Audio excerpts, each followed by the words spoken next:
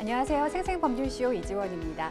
법과 친해지는 제법 좋은 방법 생생법률쇼. 오늘도 크고 작은 법률 문제로 어려움을 겪고 있는 여러분을 위한 법률 상담은 물론이고요. 세상을 들썩이게 하는 이슈들을 법적으로 풀어보는 시사법률 토크까지 준비되어 있습니다. 법률과 관련해 궁금한 내용이 있으신 분들은 상담 전화 02-557-8295번으로 연락 주시거나 법률방송 홈페이지 접속 후 법률 상담 게시판에 문의 남겨주시기 바랍니다.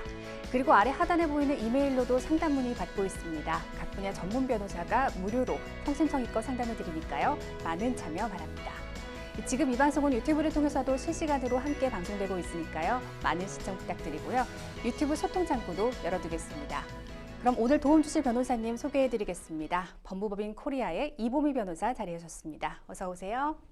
안녕하세요. 법무법인 코리아 이보미 변호사입니다. 네, 오늘도 억울하고 답답한 분들에게 명쾌상쾌 통쾌한 상담, 유익한 상담 해주시길 기대해 보겠습니다. 생생법률쇼, 그럼 오늘 접수된 상담 미리 살펴볼까요? 자동차 지방세가 밀렸습니다. 목회자 남편의 두 얼굴. 회사 직원이 독감을 옮겼어요. 컴퓨터 부품 바꿔치기를 당했어요. 자, 이렇게 다양한 분야의 상담이 접수됐습니다. 잠시 후 변호사님과 함께 속 시원한 해결책을 함께 찾아보도록 하겠습니다.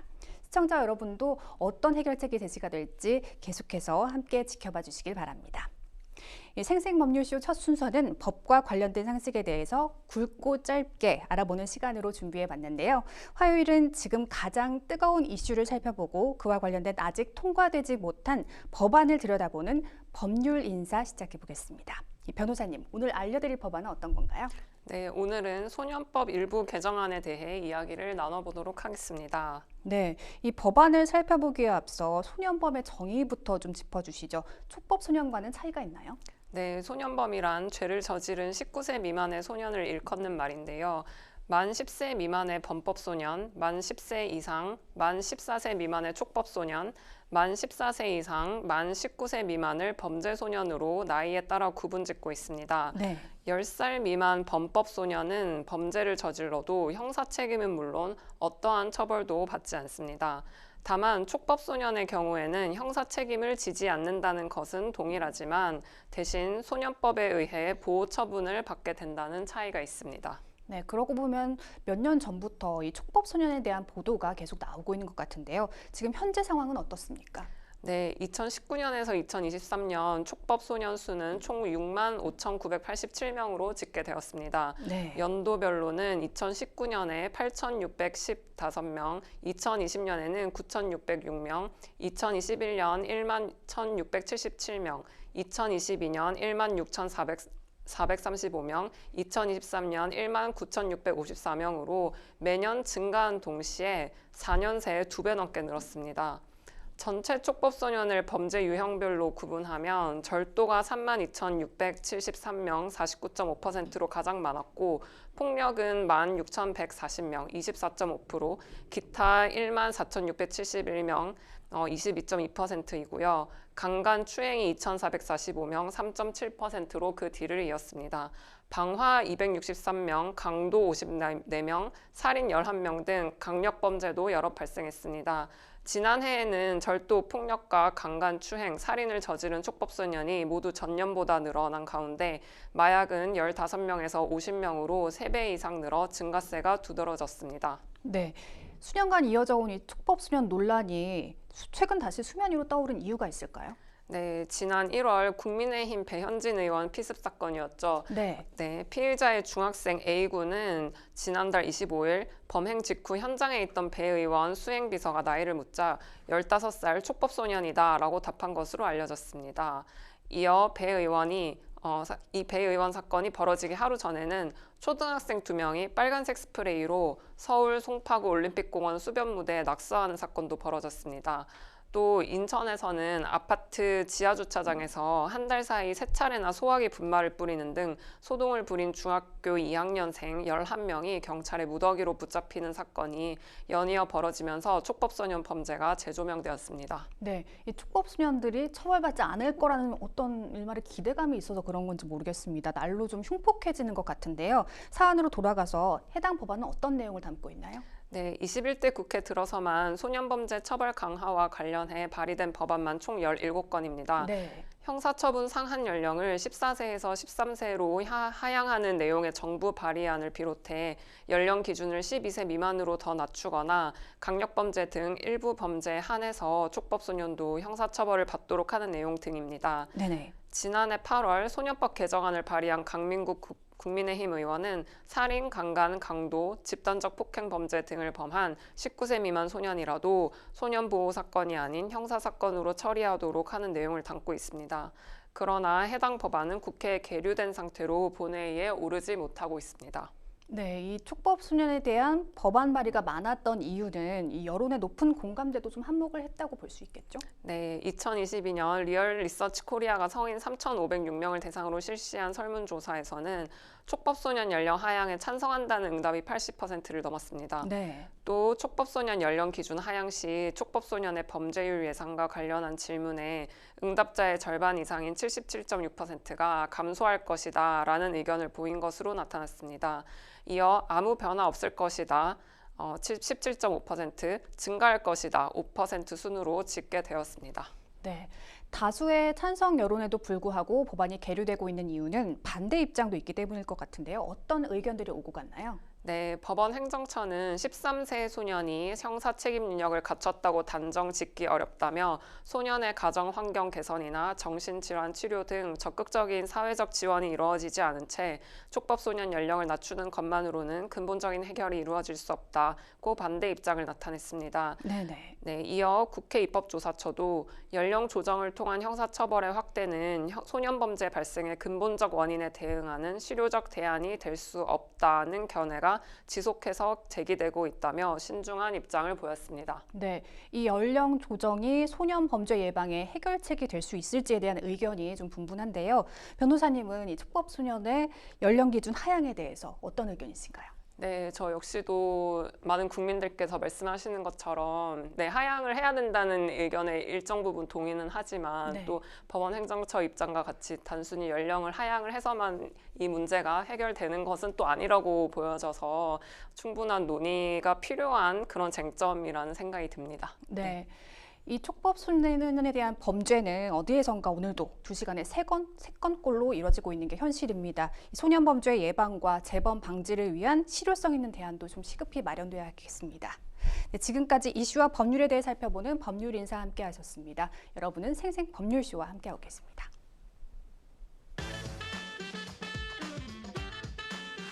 어렵고 복잡한 법률 문제로 고민하고 계신가요? 그렇다면 생생법률쇼가 도와드리겠습니다. 생생법률쇼에선 민사, 형사, 가사 등 각 분야 전문 변호사들이 매년 800여 건의 법률 문제를 속 시원하게 해결해 드리고 있는데요. 그럼 무료로 법률 상담을 받을 수 있는 3가지 방법, 지금부터 소개합니다. 첫째, 02-557-8295번으로 전화해 법률 상담 신청을 한다.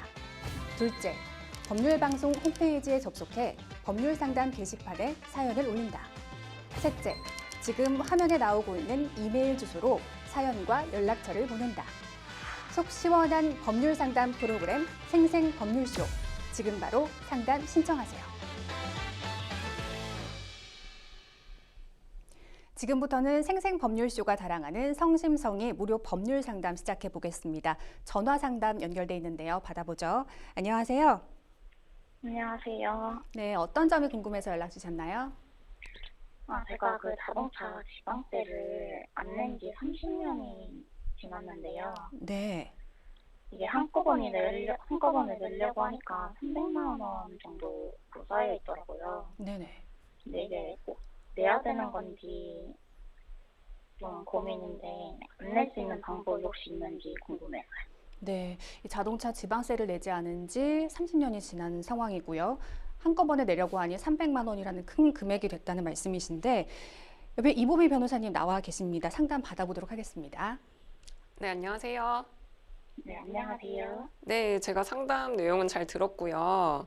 일단은 30년이라는 긴 기간 동안 지방세를 내시지 않으셨는데 혹시 그 이유를 알 수 있을까요? 제가 이혼한 지 30년이 넘었거든요. 이혼을 하셨어요? 네. 네, 근데 고지서가 그 전 배우자 쪽으로 간 것 같아요. 그래서 고지서를 받은 적은 없는데 갑자기 내라고 하니까 이제 제가 내야 되는 건지 또 모르겠고 해가지고 연락드렸어요. 아, 그러면은 이걸 최근에 아시게 된 건가요? 안지는 한 3개월 정도 된 것 같아요. 아, 3개월이요? 네.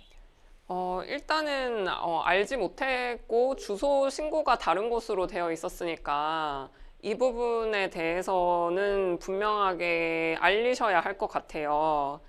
이거를 알면서 세금을 체납을 하는 경우는 지금 아니시니까요.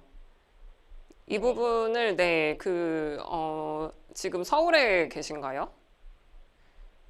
지방에 있어요. 아, 그러면은 그 관할 세무서에 이 담당자랑 한번 통화를 하셔서 이 부분은 정확하게 한번 알리시고 주소도 지금 사시는 곳으로 정정을 하셔야 될 것 같고요.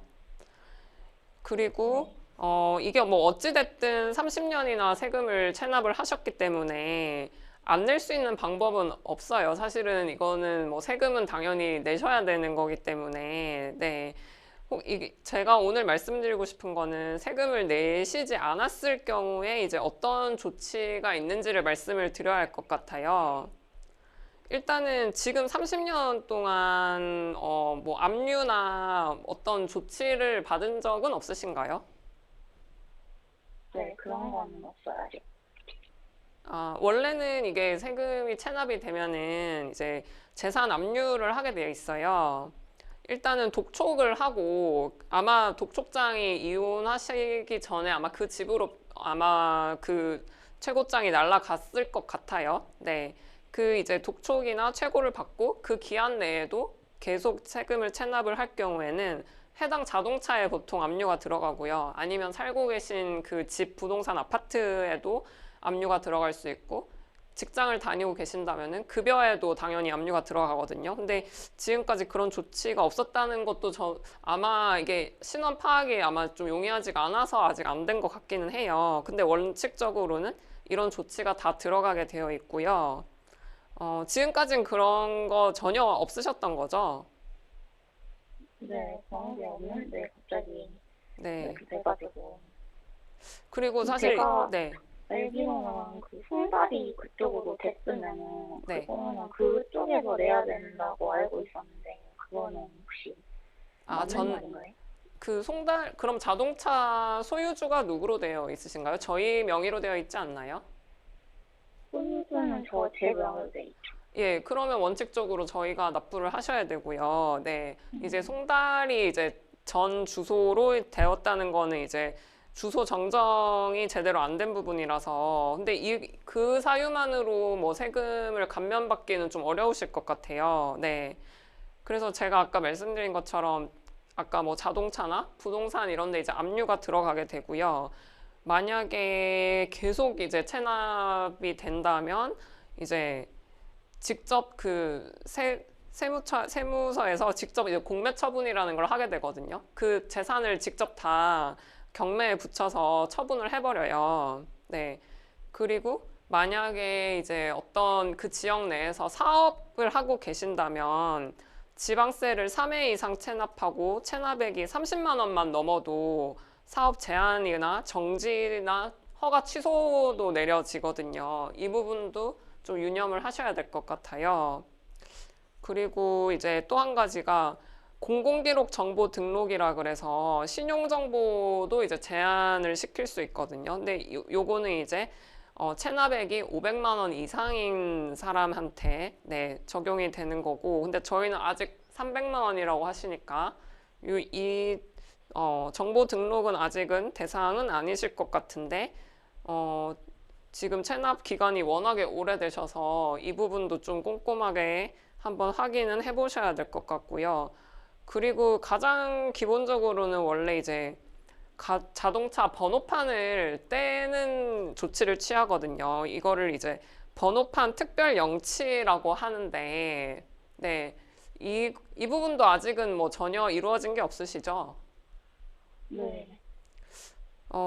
네, 일단은 제가 말씀드리고 싶은 거는 지금 워낙 오랜 기간 동안 체납을 하셨기 때문에 제가 말씀드린 이러한 5가지 정도 조치가 지금 당연히 취해질 수 있는 상황이라서 굉장히 좀 위험한 상황인 것 같아요. 예. 그래서 빨리 조치를 취하셔야 이런 압류나 공매 처분 이런 지금 위험을 막을 수 있을 것 같아요. 그리고 제가 또 여쭤보고 싶은 게 사실 30년간 300만 원이라 그러면 큰 금액은 아닌 걸로 제가 보여요. 그래서 여쭙고 싶은 게 자동차가 어떤 종류인가요? 제가 지금 보유하고 있는 게 5톤짜리 화물차거든요. 아, 화물차를 그러면은 5톤 화물 그 자동차는 당연히 30년 전에 훨씬 전에 구입하신 거겠네요. 그렇죠. 아, 그래서 제가 안 그래도 이렇게 알아보니 5톤 화물이고 이게 영업용일 경우에 이제 자동차세가 일반 저희 이제 승용차보다 상당히 저렴하더라고요. 그래서 5톤 화물 같은 경우에는 이제 구매한 그 해에는 이제 세금이 한 7만 원 정도 부과가 되거든요. 그리고 이제 3년, 4년, 5년 이렇게 이제 해가 넘어갈수록 그 금액이 만 원 미만의 금액으로 계속 떨어져요. 네. 그래서 이제 소유 기간이 길어질수록 세금이 이제 저렴해지는데 지금 30년간 300만 원이라고 하셨으니까 제가 볼 때는 거의 5톤 화물에 지금 이 정도 금액이 가산이 된 것 같아요. 네. 그래서 일단은 지금 이 300만 원이라는 금액이 어떻게 책정이 되었는지도 한번 확인을 해보셔야 될 것 같아요. 그 관련 자료 같은 거는 있으신가요, 혹시? 납부 고지서에? 고지서도 몇 개만 있고 다 그 전 배우자 가지고 있거든요. 아, 그러면 이 부분을 그 담당 이제 세무서에 연락을 하셔가지고 주소도 정정을 하시고 지금까지 이제 고지가 되었던 내용을 다시 한번 지금 살고 계신 주소로 송달을 받기를 원한다라고 하면 분명히 이거는 조치를 빨리 취해줄 것 같아요. 제가 그 검색을 해봤는데 네. 이게 5년 동안 이제 소득이 없거나 이제 체납이 지속이 되면 없어질 수도 있다고 하는 걸 봐가지고 아, 5년, 지금 올해에서 역산해서 5년 말씀이신가요? 네. 소득이 그러면은 실제로 없으셨나요? 이게 들쑥날쑥 해가지고 그런 경우도 포함이 되나요? 근데 5년 이전에 이미 그러면 25년 더 전부터 사실 체납이 이루어지고 있었기 때문에 그 부분까지 다 소급해서 적용될 수는 없을 것 같거든요. 이 부분은 세금이 지금 300만 원이라면 사실 큰 금액, 어떻게 보면 큰 금액, 어떻게 보면 적은 금액이긴 한데 세무서 입장에서 볼 때는 30년이라는 기간 동안이나 체납을 했다는 거에 좀 방점을 둘 것 같아요. 그래서 단지 이제 5년 동안 소득이 없었다는 이유로 300만 원 전액을 감면 해줄지는 저도 그거는 좀 의문점이 들거든요. 만약에 그 부분을 적극적으로 주장을 하셔야 한다면 5년간 이제 소득이 없었고 그러면 어떤 수단으로 생계를 유지했는지 그거를 입증 자료를 좀 꼼꼼하게 챙기셔야 될 것 같아요. 근데 체납이 계속되면 압류도 될 수 있다고 하셨잖아요. 네. 그러면 압류가 혹시 말소되는 경우도 있나요? 아, 말소는 당연히 세금을 전액 납부하시면 말소를 시킬 수 있습니다. 네. 그럼 세금 납부하지 않으면은 말소가 되지 않는 건가요? 그렇죠. 말소가 되지 않을 뿐더러 그 해당 재산을 이제 경매에 붙여서 처분을 해서 환가를 하겠죠. 네. 지금 혹시 뭐 살고 계신 집, 소유로 된 집이나 뭐 다른 어떤 급여, 통장 같은 게 당연히 있으실 것 같은데, 네, 지금 상황은 어떠세요? 그런 게 있으신가요? 그런 것도 그렇고 지금 제가 이제 수입이 많이 떨어진 상태인데 네. 혹시 그러면 개인회생이나 이런 파산 이런 것도 하면은 자동으로 소멸이 되지 않을까요?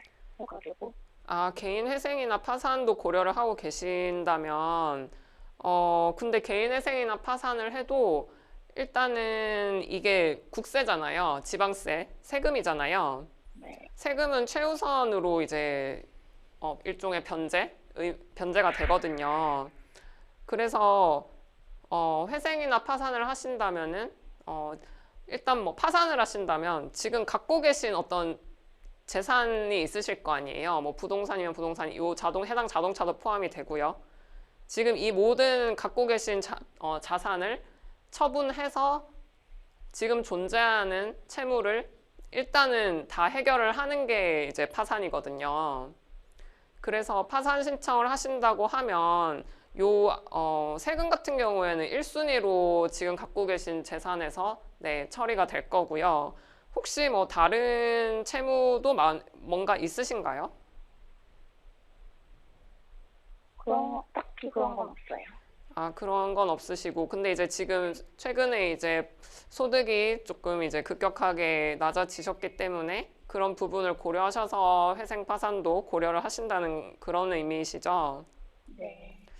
뭐 회생 파산까지 제가 말씀을 잠깐 드리면 만약에 아직 연세가 그렇게 많지 않으시고 또 일을 앞으로 계속 하실 수 있는 가능성이 많으시다면 그러면 보통 회생을 추천을 드리고요. 그렇지 않고 만약에 이제 일을 어디 나가시기에 좀 몸이 불편하시거나 상황이 여의치 않으신 분들 또는 이제 갖고 계신 자산으로 충분히 어느 정도 감면을 받을 수 있을 걸로 보이는 경우에는 파산을 추천을 드리거든요. 그러면은 그런 것까지 지금 다 고민이 되신다면 회생 파산 관련해서 변호사님이랑 한번 상담을 받으셔도 좋은 상황일 것 같아요. 네. 일단은 회생이나 파산에 대해서 혹시 뭐 더 궁금한 게 있으신가요? 절차가 혹시 어떻게 되는지 궁금해요. 아, 절차 같은 경우에는 일단은 회생 파산 같은 경우에는 요구하는 서류가 굉장히 많아요. 지금 살고 계신 어떤 집이나 자동차나 그리고 보험 가입 내역이나 예금 통장이나 모든 이제 서류를 법원에서 요구하는 서류가 있는데 그 부분을 이제 다 구비를 하셔야 되고요. 만약 변호사님을 찾으신다면 이 부분은 일정 양식이 있기 때문에 네, 준비를 하시는데 큰 어려움은 없으세요. 그래서 일단 그 서류를 다 구비를 하시고 그거를 이제 법원에 제출을 하면 법원에서 파산 관제인을 선임을 해줍니다. 파산 관제인은 이제 많은 분들이 착각을 하시기 쉬운 게 저희의 어떤 대리인은 아니시고 법원의 일을 대신해 주는 분이라고 생각하시면 이해하기 편하세요. 예. 그래서 그분이 일단은 저희가 제출한 자료를 다 검토를 해서 이 분이 회생 파산을 하기에 적합한 분인가 평가를 하거든요. 근데 이제 그때 이제 평가를 할 때 중요한 게 일부러 회생 파산을 이용해서 자기가 원래 가진 채무를 어떻게 면탈을 하려는 그런 의도로 이 제도를 이용을 하는 게 아닌가라는 거를 굉장히 꼼꼼하게 살피세요. 네. 만약 그런 게 조금이라도 의심이 되면은 그 부분은 형사 고소도 당할 수 있는 부분이기 때문에 나중에 이제 면책 사유에서도 이제 제외되는 사항이에요. 그래서 이제 저희가 이제 대리하는 변호사 입장에서는 그런 부분이 있는지 미리 꼼꼼하게 챙겨서 서류를 저희가 제출을 해드리고 있어요. 그리고 나서 이제 파산 선고를 먼저 받게 되는데 이런 만약에 지금 자동차 압류 같은 거 들어오셨잖아요. 뭐 자동차 압류도 있을 수 있고 그 다음에 은행에 이제 대출이 너무 많아서 은행권에서 이제 근저당권 설정해 놓은 거를 압류를 실행을 할 수도 있어요. 근데 그런 부분 같은 경우에는 이제 파산 선고를 받으면 그때부터는 사실 압류를 어떻게 실행을 할 수가 없어요. 그래서 이제 그런 부분을 좀 도움을 받기 위해서 이제 파산 신청을 하시는 분들이 사실 대다수이시죠. 네. 그래서 그 부분을 일단 급한 불을 끄고 그 다음에 이제 회생을 하겠다고 하면 이제 향후 3년 정도 본인이 일을 해서 갚을 수 있는 돈이 얼마인지 계산을 하고요. 그러면은 이제 3년간 내가 어느 정도 내가 가진 빚 중에 뭐 한 60%는 갚겠다. 이 정도가 이제 되고 나머지는 면책을 받고 이런 구조로 나아가게 됩니다. 네. 네, 제가 이 화물차도 전 배우자 때문에 사정이 있어가지고 저희 소유로 했던 것도 있는데 그게 너무 억울해갖고 이런 거를 좀 어디다 말해야 될지도 모르겠고 해서 연락드렸어요. 아, 근데 네. 이게 그러면 지방세 내야 되는 방법밖에 없다는 것이죠. 제가 들었을 때는 네, 일단 세금은 네, 내셔야 하는 게 맞고요.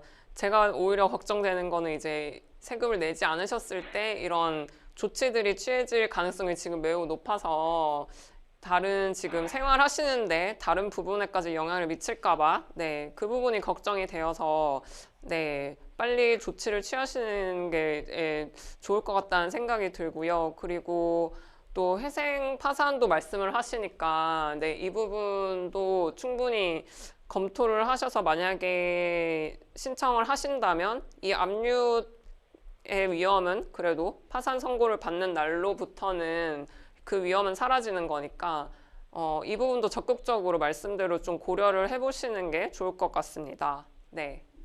네, 잘 알겠습니다. 네, 감사합니다. 네, 상담자분 변호사님 말씀대로 진행해 보시고 또 추후에 궁금하신 사항 있으시면 저희가 방송을 통해 소개해 드릴 테니까요. 오늘 상담은 여기까지 진행하도록 하겠습니다. 고맙습니다. 감사합니다. 네, 변호사님 다양한 방안을 제시해 주셨는데요. 이 상담자분께서 꼭 잊지 않고 기억해야 할 것이 있다면 무엇이 있을까요? 네, 일단 세금은 무조건 내셔야 하는 거기 때문에 빠른 시일 내에 내셔야 압류 같은 조치를 면할 수 있으실 것으로 보이고요. 그리고 회생 파산 같은 경우도 이제 압류 조치를 일단 급한 불은 끌 수 있는 방법이기 때문에 말씀대로 적극 고려했으면 좋겠습니다. 네, 이 주소가 잘못돼서 그동안 구제를 받지 못했더라도 체납된 지방세를 내지 않을 방법은 없다는 말씀이시고요. 그렇죠? 네, 일단은 그런 것으로 보입니다. 네. 네, 세심한 조언 잘 들었습니다. 여러분은 지금 생생법률쇼와 함께하고 계십니다.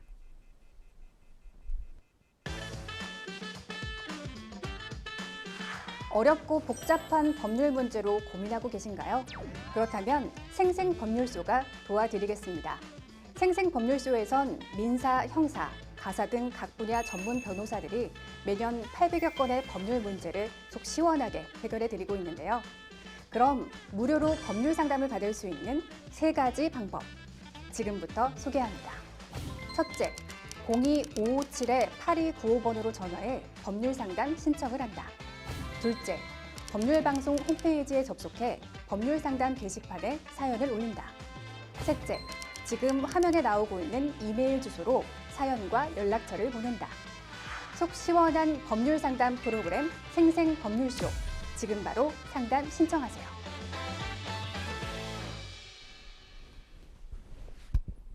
네, 지금부터는 법률방송 이메일을 통해 들어온 여러분의 고민 함께 해결해 보도록 하겠습니다.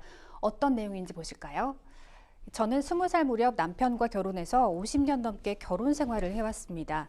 아들 셋을 낳고 키우면서 즐겁게 살아왔지만 남편은 술만 마시면 폭언과 폭행을 일삼았습니다.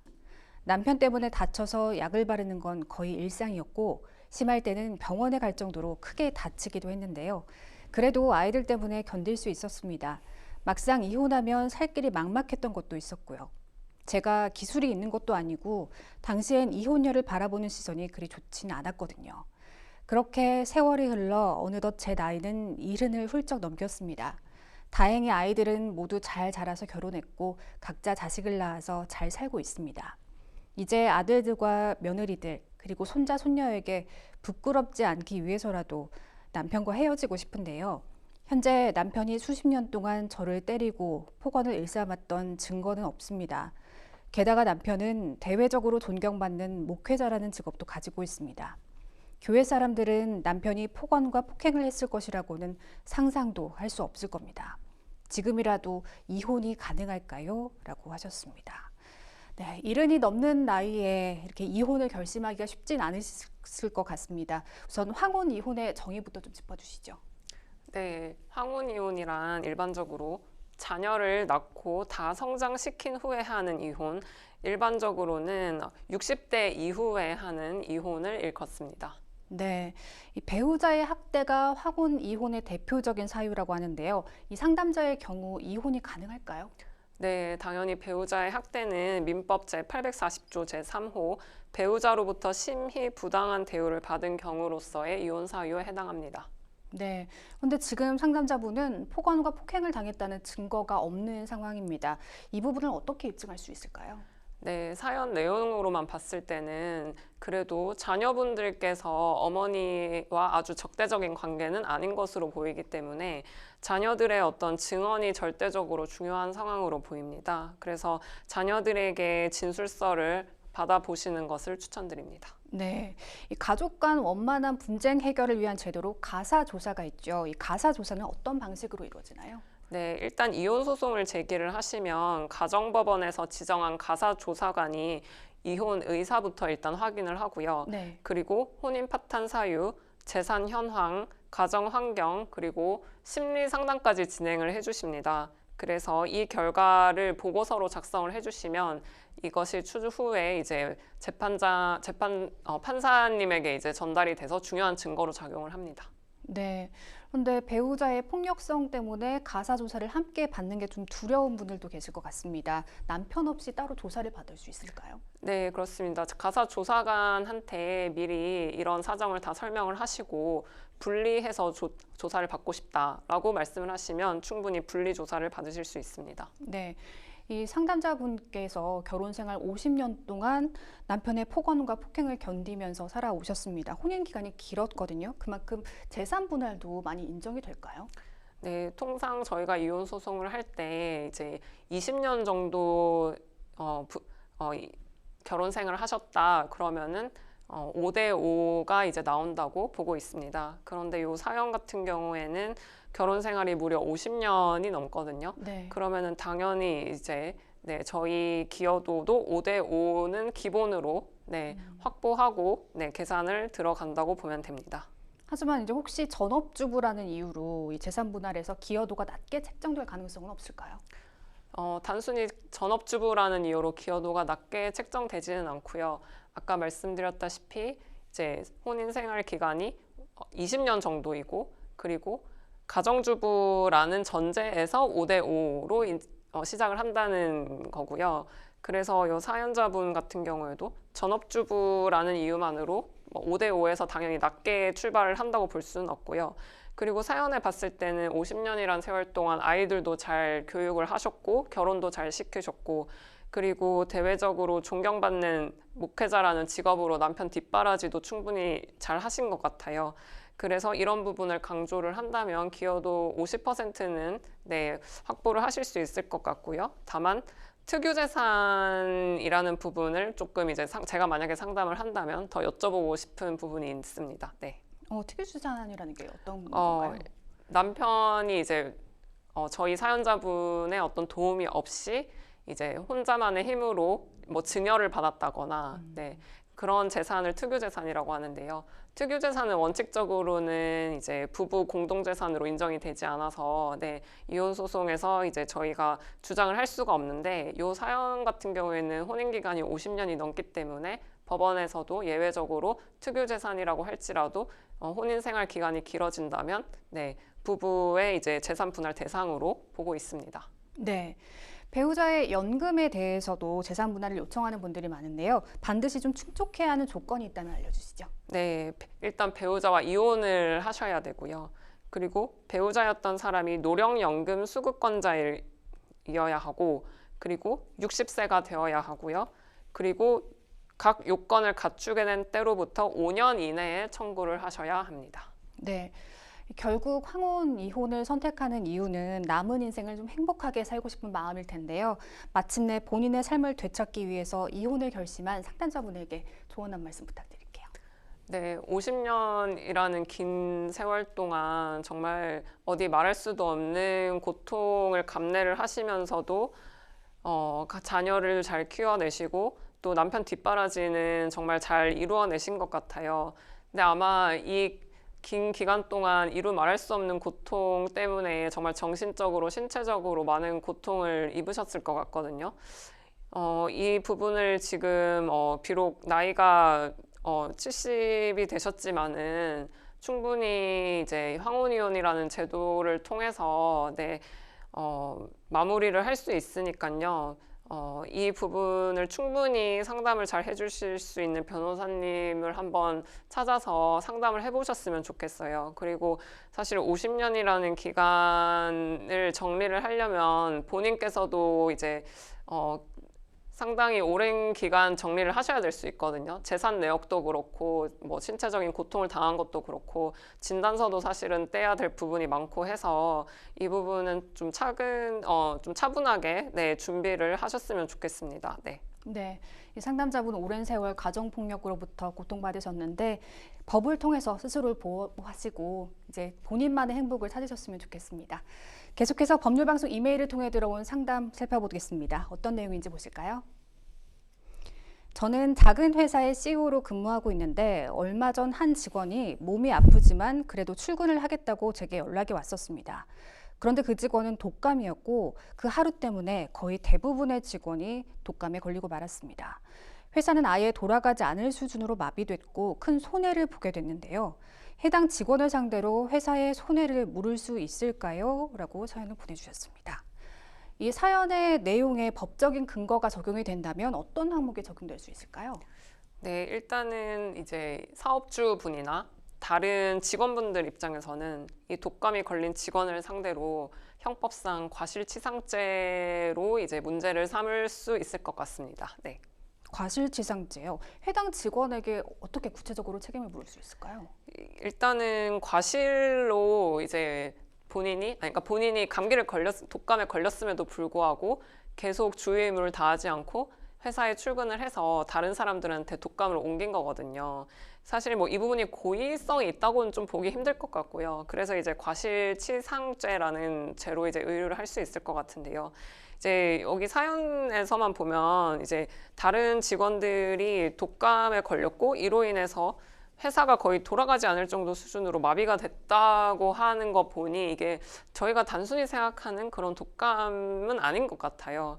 그래서 이제 제가 이 부분을 과실치상죄라고 해서 이제 상해로 이 부분을 의유를 한다면 네. 죄를 물을 수 있을 것 같습니다. 그런데 당사자인 본인은 독감인 걸 몰랐다라고 주장할 수도 있을 것 같아요. 좀 결과가 달라질까요? 네, 아마 몰랐다고 하더라도 과실치상죄라는 것은 이제 과실로 인해서 어떤 상해라는 결과가 일어난 것도 죄로 묻는 거기 때문에 몰랐다고 말만 하는 것만으로 모든 면책이 될 것 같지는 않습니다. 네, 그래서 중대한 과실로 인해서 사람을 상해에 이르게 할 경우에 과실치상죄가 성립을 하기 때문에 이 부분은 검토를 좀 해봐야 될 것 같습니다. 네, 거의 대부분의 직원이 독감에 걸려서 회사 업무가 마비될 지경이었다고 합니다. 회사가 입은 피해가 크다는 건데요. 이 피해 전액을 좀 청구할 수 있을까요? 사실은 이게 현실적으로 소송에 간다면 쉽지는 않은 사건으로 보입니다. 네. 왜냐하면은 해당 이 직원이 독감에 걸렸고 그 독감으로 인해서 다른 직원들이 또 독감에 걸렸다는 인과관계를 입증을 해야 되거든요. 사실 사람의 어떤 몸 상태라는 것은 다 제각각인데 독감 하나로 이런 회사가 마비될 정도로 모두가 그렇게 건강 상태가 갑자기 나빠졌다는 부분을 입증하기 조금 어려울 것 같고요. 그리고 그 회사 이제 직원들이 독감에 걸려서 회사의 매출이 급감했다는 부분도 인과관계가 입증이 되어야 되는데 이 부분도 입증하기가 상당히 어려울 것 같습니다. 다만 이제 청구를 하신다면 이 해당 직원도 분명히 과실이 있기 때문에 일정 부분 손해를 청구를 할 수 있을 것 같긴 합니다. 네. 네. 추가적으로 뭐 회사 직원을 처벌할 수 있는 방안도 있을까요? 추가적인 형사처벌은 어려울 것 같고요. 다만 회사 내규에 만약에 이런 주요의무 관련해서 관련 지침이 있다면 징계 조치는 한번 고려해 볼만합니다. 네. 근데 또 직원 입장을 생각해 보면 감기에 걸렸는데 몸이 아프다고 회사에 나가지 않는 게 어려울 수도 있거든요. 어떻게 보세요? 사실 이 부분은 사업주의 책임도 분명히 있거든요. 네. 그래서 이제 산업안전보건법 시행규칙 220조에 따르면 사업주는 전염될 우려가 있는 질병에 걸린 사람에 대해 근로를 금지하고 전염을 예방하기 위한 조치를 취해야 할 의무가 있습니다. 이를 다하지 않으면 1,000만 원 이하의 벌금형에 처하기 때문에 상담자분도 어쩌면 귀책 사유가 상당할 수 있습니다. 네, 직원은 물론 아프다고 전화를 했지만 출근할 상태였고 좀 몸임 상태가 심각했다면 이 상담자도 좀 퇴근을 시켜야 했다는 상황이신 거죠. 네. 네, 그러면 이 상담자가 어떤 절차를 통해서 직원을 고소해야 할지도 짚어주시죠. 네, 만약에 고소를 정말 진행을 하신다면 관련 증거를 상당히 잘 갖추셔야 할 것 같습니다. 해당 직원의 독감, 그리고 그 독감으로 인해서 다른 직원들이 또 독감에 걸렸다는 진단서도 모두 다 이제 확보를 하시고 그 인과관계도 알 수 있는 자료를 확보를 하셔야 될 것 같고요. 그리고 그 직원들의 독감과 회사 매출이 줄어든 인과관계를 또 입증할 수 있는 자료도 제출을 하셔야 되고요. 그리고 제가 아까 말씀드렸다시피 본인께서 사업주께서 그러한 본인의 어떤 책임을 다 했다는 것도 증명을 하셔야 됩니다. 근로를 금지했다는 문자 통보를 했다든지, 굳이 나오지 않아도 된다고 말씀을 하셨다든지 이런 부분을 충분히 입증을 하셔야 원하시는 고소 결과를 얻으실 수 있습니다. 네, 그 직원으로 인해서 한 회사 전체가 업무가 마비됐고 또 전체 직원들이 독감에 걸렸다는 그런 모든 인과관계를 명확하게 입증하셔야 된다는 말씀이신데요. 마지막으로 상담자에게 조언 한 말씀 부탁드리겠습니다. 네, 회사에서 이런 일이 생기셔서 상당히 당황스러우실 것 같아요. 사실 직원의 독감으로 인해서 다른 직원들까지 모두 이런 피해를 입을 거라고는 전혀 예상을 못 하셨을 것 같기 때문에 관련 고소나 손해배상을 청구를 하시는 것도 하나의 방법으로 생각하실 수 있을 것 같습니다. 네, 한동안 독감이 크게 유행하긴 했습니다. 하지만 직원 입장에서도 출근을 안 하기도 그렇고 또 하자니 좀 몸이 아프고 고민이셨을 것 같고요. 또 회사 입장에서도 큰 손해를 안게 되니 많이 어려우신 상황일 것 같은데요. 우선 좀 대화로 많이 해결해 보시면 어떨까 싶습니다. 여러분은 생생법률쇼와 함께하고 계십니다.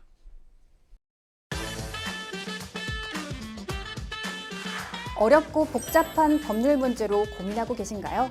그렇다면 생생법률쇼가 도와드리겠습니다. 생생법률쇼에선 민사, 형사, 가사 등 각 분야 전문 변호사들이 매년 800여 건의 법률 문제를 속 시원하게 해결해 드리고 있는데요. 그럼 무료로 법률 상담을 받을 수 있는 3가지 방법. 지금부터 소개합니다. 첫째, 02-557-8295번으로 전화해 법률 상담 신청을 한다. 둘째, 법률방송 홈페이지에 접속해 법률상담 게시판에 사연을 올린다. 셋째, 지금 화면에 나오고 있는 이메일 주소로 사연과 연락처를 보낸다. 속 시원한 법률상담 프로그램 생생법률쇼. 지금 바로 상담 신청하세요. 네, 이번에도 법률방송 이메일을 통해 들어온 여러분의 고민 함께 해결해 보도록 하겠습니다. 어떤 내용인지 보실까요? 얼마 전 컴퓨터가 고장나 수리업체에 컴퓨터를 맡기고 왔습니다. 그런데 다시 돌려받아 컴퓨터의 부품을 체크해 보니 다운그레이드, 즉 더 낮은 사양의 하드웨어로 바뀌어져 있었는데요. 알고 보니 그동안 이런 식으로 부품을 빼돌리는 일이 빈번했다고 합니다. 아직 컴퓨터 수리업체에는 말하지 않은 상태인데 업체 직원들을 어떻게 처벌받게 할 수 있을까요? 라고 사연 보내주셨습니다. 이 사연의 내용에 법적인 근거가 적용이 된다면 어떤 항목이 적용될 수 있을까요?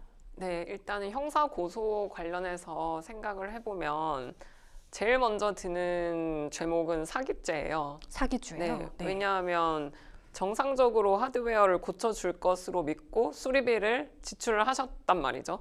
근데 그 정상적인 수리는커녕 지금 다운그레이드를 시켰기 때문에 이 부분은 기망행위라고 볼 수 있고요.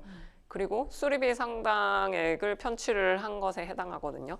그래서 이 부분은 이제 사기죄를 1번으로 고소를 하셔야 할 것 같습니다. 먼저 사기죄로 짚어주셨는데 이런 경우에도 절도죄로 적용될 수 있을까요? 절도죄도 충분히 가능합니다. 왜냐하면 기존 하드웨어를 부품을 빼냈거든요. 그 빼낸 것은 이제 타인 소유의 재물이기 때문에 그 하드웨어에 대한 절도죄도 충분히 고소가 가능할 것으로 보입니다. 네, 지금 사기죄와 절도죄 두 가지 언급해 주셨는데 그 밖에 다른 죄목이 적용된다면 어떤 것들이 있을까요? 네, 하드웨어를 바꿔서 다운그레이드를 시켰으면 해당 컴퓨터의 성능을 상당히 이제 손상을 시킨 거거든요. 네네. 이 부분은 그래서 재물손괴죄로 고소가 가능할 것으로 보입니다. 네, 재물손괴죄가 어떤 건지 자세히 설명해 주실까요? 어떤 물건의 효용 가치를 떨어뜨리는 행위를 이제 재물손괴죄로 볼 수 있고요. 네. 그래서 이 사건 같은 경우에는 상당히 다양한 죄목으로 구성을 해서 고소를 하는 것이 좋을 것 같습니다. 네, 그럼 민사와 함께 형사처벌도 좀 가능할까요? 네, 당연히 제가 볼 때는 같이 진행을 하셔야 되고요. 형사 네. 고소를 일단은 진행을 하셔서 왜 이런 다운그레이드를 했고 그리고 다운그레이드를 했다는 명확한 증거를 경찰 수사를 통해서 확보를 하시고 그 증거를 가지고 민사로 이제 손해배상을 청구를 하시면 당연히 이제 구제를 받으실 수 있을 것으로 보입니다. 네, 지금 다운그레이드를 시켜놓은 원래 그 상담자분의 부품들, 그 부품들은 당연히 좀 돌려받을 수 있겠죠? 네, 이제 형사에서는 가환부 신청이라는 것을 하셔야 되는데요. 네. 이제 가환부라는 것은 일단 재판이 끝나지 않았지만 피해자 소유의 물건임이 확인이 되고 그 증거물이 재판 진행에 별 지장을 주지 않는다면 피해자에게 일단 돌려주는 것을 말합니다. 그리고 최종 환부는 이제 판사님의 허가를 얻어야 하는데요. 보통은 이제 이런 절도죄 같은 경우에 피해자의 물품이 거의 명확히 알 수 있기 때문에 가환부 신청을 하시면 받으실 수 있을 것으로 보이고요. 그리고 이제 민법으로 보면 민법에는 이제 제250조에 도품 유실물 특례라는 규정을 두고 있는데요. 네네. 네, 절도 피해자는 절취당한 때로부터 2년 내에 범인에게서 피해 물품을 산 사람에게 물품의 반환을 청구할 수 있습니다. 그러니까 만약에 이 하드웨어를 물품을 떼내서 다른 사람한테 이미 작물로 팔았을 수 있거든요. 네. 그럼에도 불구하고 이 민법 제250조 도품 유실물 특례에 따라서 그 물품을 산 사람한테까지 반환을 청구를 할 수 있습니다. 네, 만약 상담자가 이런 사실을 모르고 지나쳤다면 언제까지 좀 신고가 유효할까요? 네, 뭐 공소시효나 소멸시효 관련해서 검토를 해야 되는데요. 사기죄는 공소시효가 10년, 절도죄는 7년, 재물손괴죄는 5년이고 민사상 이제 불법행위 손해배상 청구를 하셔야 되는데 이 부분은 안날로부터 3년이니까 이 3년 기간을 가장 유념을 하셔야 할 것 같습니다. 3년이라고 짚어주셨는데요. 이 업체를 상대로 위자료도 좀 청구할 수 있을까요?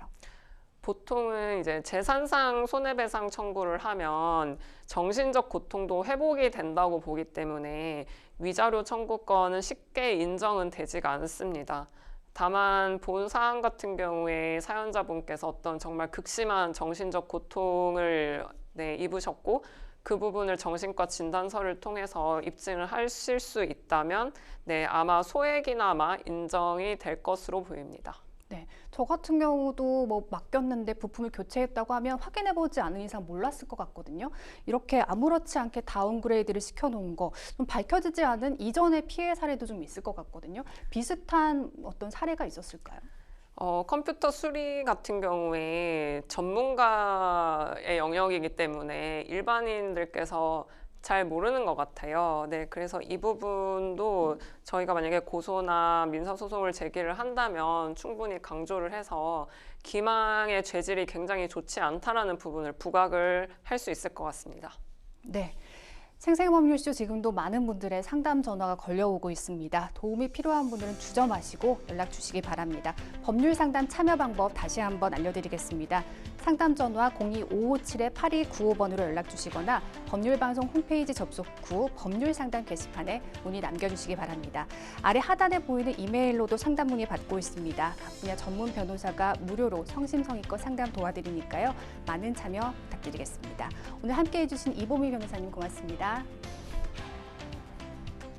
오늘 순서는 여기까지입니다. 함께해 주신 여러분 고맙습니다.